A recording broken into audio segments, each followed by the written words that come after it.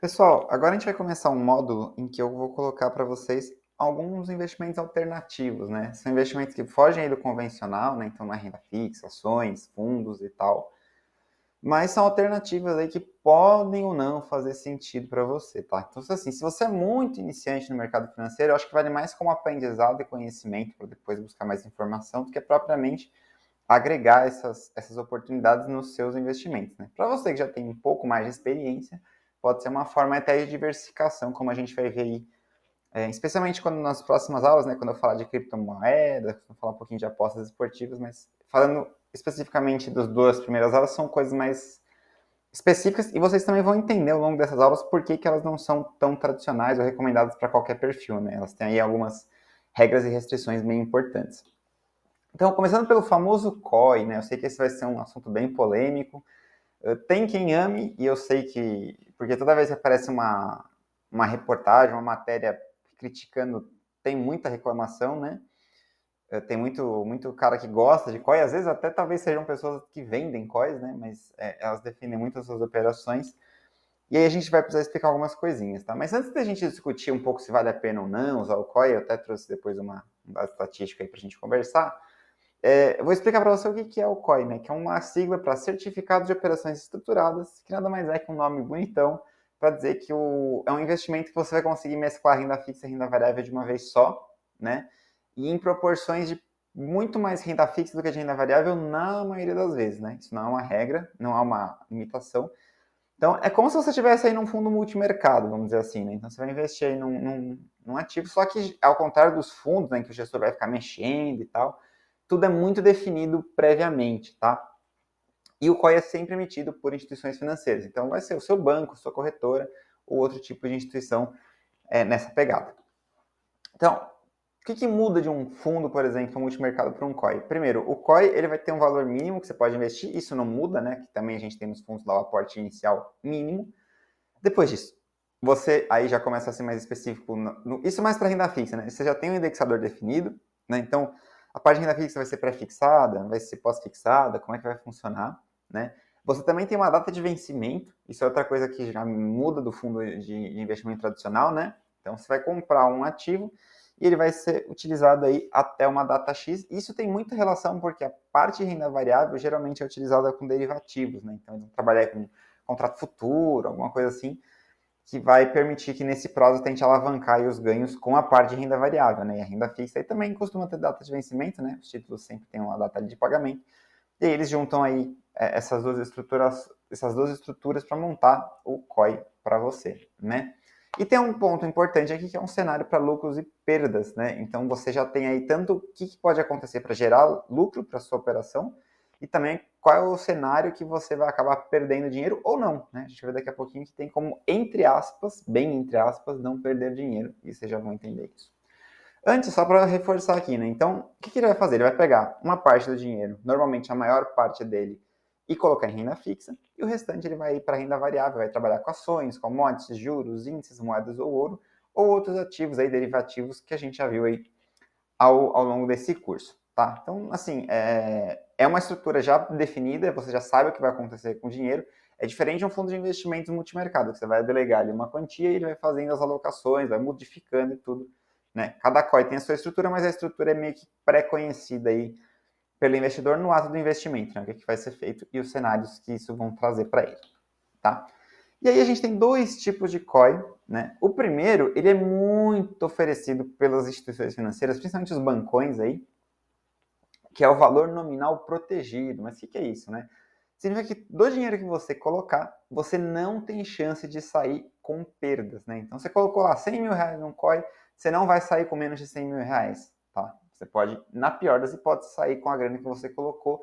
E isso acaba atraindo muito investidor iniciante que vê ali uma oportunidade de renda variável sem o risco da renda variável, né? Só que não existe, né, milagre. Você já vai entender por que isso é possível. E tem o valor nominal em risco, que aí sim você já tem um COI mais... um investimento mais interessante, né? Mas aí você também está assumindo o risco da renda variável. Então, você não está aí tão protegido quanto no caso primeiro, porque você tem sim chance de sair com menos dinheiro do que você investiu. Tá? Mas, pô, como é que eu consigo garantir para esse investidor que ele não vai perder dinheiro se eu não sei o que vai acontecer com a renda variável? Muito simples, né? O que eles fazem é o seguinte: eles vão colocar um valor grande do seu investimento na renda fixa. E essa renda fixa vai render alguma coisa ao longo do período que esse COI for determinado, né? Então, eu coloquei até um exemplo aí. Vamos supor que você coloque 100 mil em renda fixa, né? Você tenha mais ou menos 115 mil para investir e a taxa que seja de 7% ao ano. Então, no ano zero, ficou até talvez um pouco pequeno, mas acho que com a explicação vocês vão entender. No ano zero, que é o momento que você está investindo, né, hoje, agora, você teria os 100 mil reais. No ano 1, com a valorização de 7%, você vai terminar aí com 107. E no ano 2, que é mais 7% sobre o valor que você tinha aí no final do ano 1, você ficaria com 114.490. Então, esses 14.490 que seriam o lucro, eles podem ser utilizados na renda variável, que mesmo que as suas opções ou os derivativos lá que eles usam virem pó, que a gente fala, né, que é tipo vale a zero, não funcione a estratégia, o retorno que você vai ter é o quê? Os 100 mil, porque você vai continuar aí com esse valor da renda fixa, né? Você vai perder esses 14.490 na estratégia de risco lá da renda variável, e é por isso que eles conseguem oferecer essa falsa sensação de capital protegido. Falsa porque, além da questão do valor em si, você tem a inflação, né? A gente aprendeu aqui no curso que a inflação ela tira o seu poder de compra, e uma vez que ela tira o seu poder de compra, se você depois de 2 anos recebe o mesmo valor que você aplicou 2 anos antes, você perdeu essa valorização, né? Então você acaba aí tendo essa perda não objetiva, né? Você não vê no número, mas você sabe disso por conta do aumento dos preços das coisas que você compra. Né? Então, não existe esse segredo, e tem um problema muito importante aí, que normalmente esses COIs que oferecem capital protegido, eles também oferecem um lucro máximo, né? Então, pô, mas a renda variável me trouxe 30% de ganho, mas muitas vezes lá nas regras do COI, é importante ler para entendê-las, tem lá que o lucro máximo que o investidor pode obter é, sei lá, 15%. Então, o resto fica já com a instituição financeira, né? Então, há toda uma estrutura que, é como eu falei, não existe almoço grátis, né? Então, esse benefício aí de zero risco de perda também traz aí algumas limitações, né, para o seu investimento, além de, em muitos casos, fazer que essa parcela da renda variável seja usada em riscos elevadíssimos, né? Para tentar dar uma grande pontada, já que o banco ou a instituição financeira já te garantiu um retorno pelo menos de zero. Então, se ela errar, não tem problema, né? Ela vai devolver o dinheiro. E se ela acertar, ela mesma vai ganhar muito dinheiro, porque ela vai ter a limitação, em muitos casos, né, do ganho que ela vai passar para o investidor. Então, quanto mais ganhar, melhor para a instituição, que o restante que ultrapassar esse limite é dela. Né? Agora, é claro, eu não estou falando que todos os COIs são assim, por isso que eu repito, dá uma olhada lá no material da divulgação antes de investir, para ter a certeza de como funcionam as regras. Tá bom? Vantagens e riscos do COI. Né? O que tem de positivo no COI? Primeiro é a diversificação. Né? O produto do qual ele oferece aí o uso de renda variável, muitas vezes com ativos que saem até mesmo do convencional, né? Então você vai ter opções, derivativos, trabalho de índices, né? O investidor mais iniciante e tal, ele não está habituado a trabalhar com esses produtos, ele vai colocar lá em ações, né? Em coisas mais, sempre em posições compradas, né, e tal. Agora, os fundos de investimentos muitas vezes já fazem isso também, né? Você coloca lá o seu dinheiro no fundo multimercado, o gestor vai trabalhar câmbio, vai trabalhar juros, vai trabalhar ações. Ele pode estar numa posição vendida se o mandato permitir. Então, assim, é uma alternativa ao fundo que também permite a diversificação, né? Só que ela acaba atraindo muitos os iniciantes porque ela já mescla a renda fixa e a renda variável de uma forma mais confortável, né? Nos fundos de investimentos multimercados, como a gente viu lá atrás, acontece muito de você ter chance de perder dinheiro, né? Então, as estratégias não foram bem no mês, você vai ter perda.